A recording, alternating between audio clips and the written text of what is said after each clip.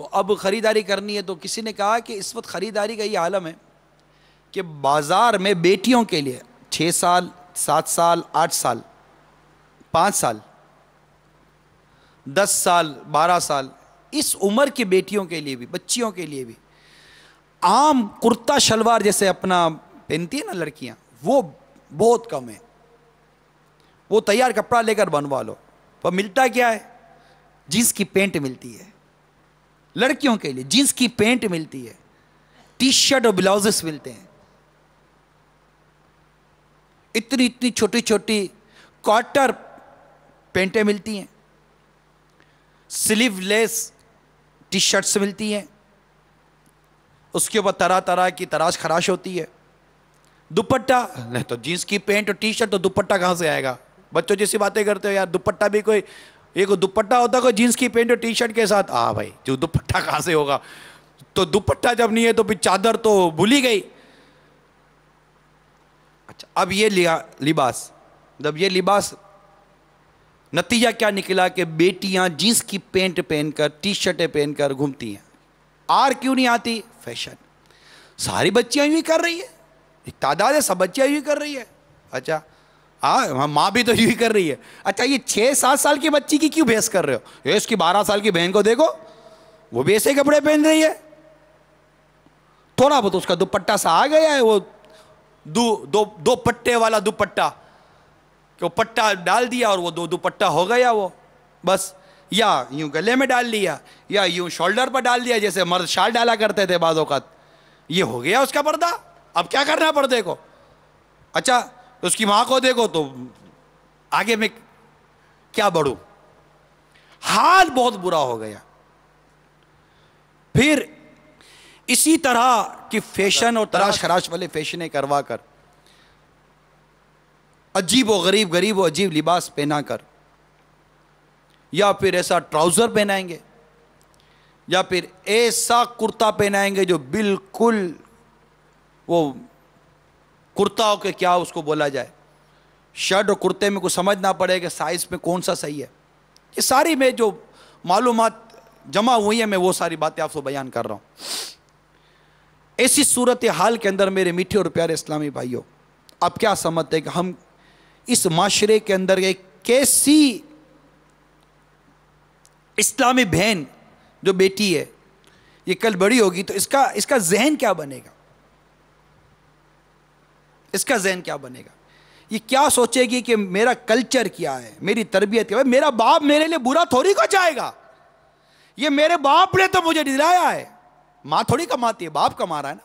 ये मेरे वालिद ने तो दिलाया है, ये टी शर्ट मेरे वालिद ने तो दिलाई है, ये जगह जगह से कटी हुई फटी हुई पैंट जो फैशन के नाम पर मेरे बाप ने तो दिलाई है, ये स्लीवलेस टी शर्ट मेरे वालिद ने तो दिलाई है, मुझे बाप ने दिलाई है। मेरा बाप मेरा बुरा थोड़ी को चाहेगा।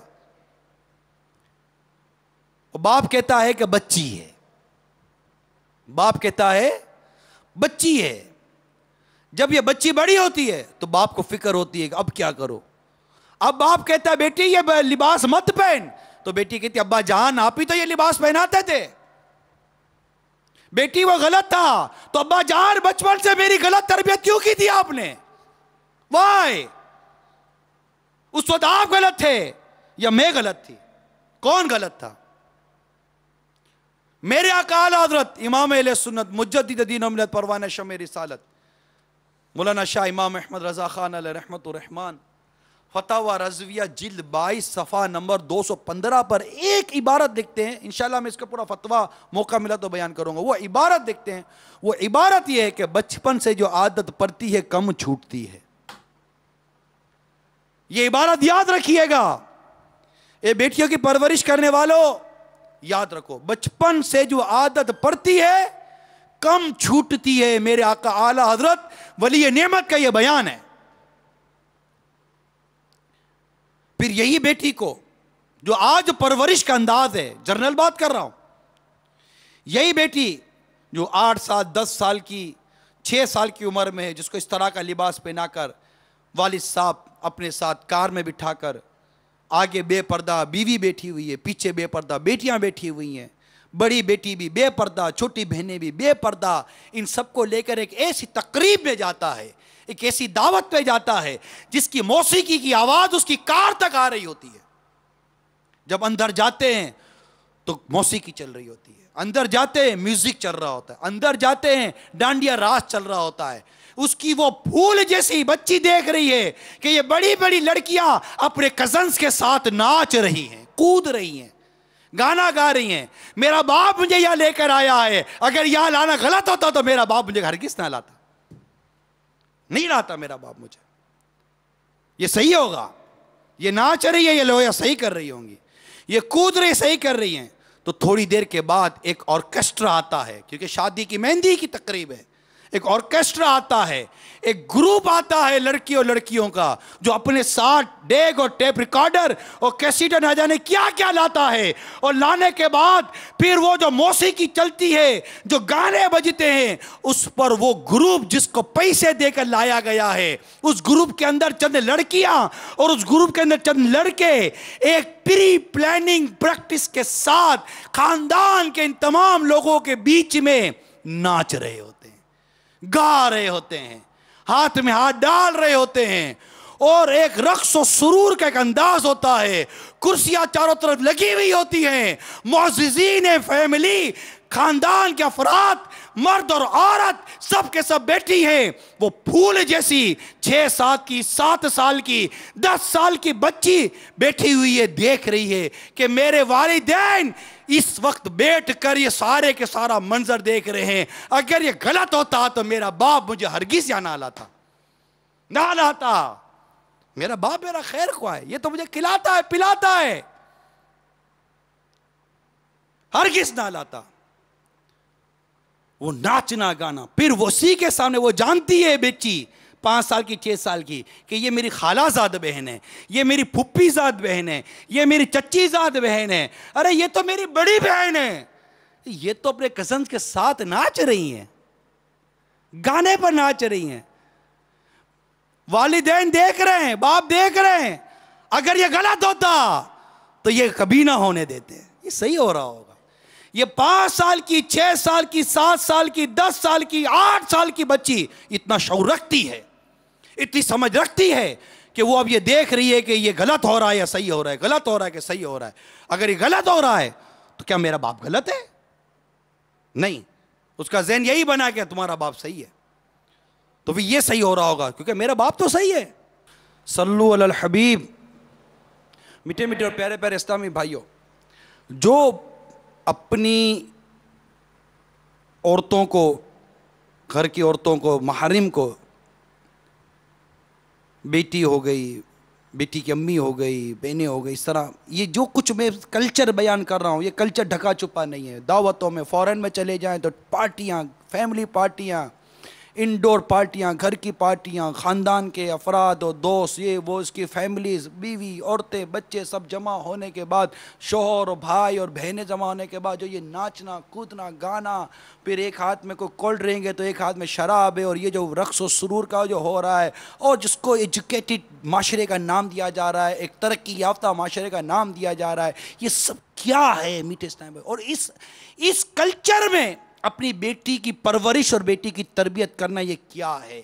आओ मैं तुम्हें आला हज़रत इमाम अहले सुन्नत के फतवा रज़विया, जो 22वीं जिल्द में एक फतवा है, इसमें से कुछ बातें आपको बयान करता हूँ, जो कि ये फतवा सफ़हा नंबर 208 से शुरू होता है।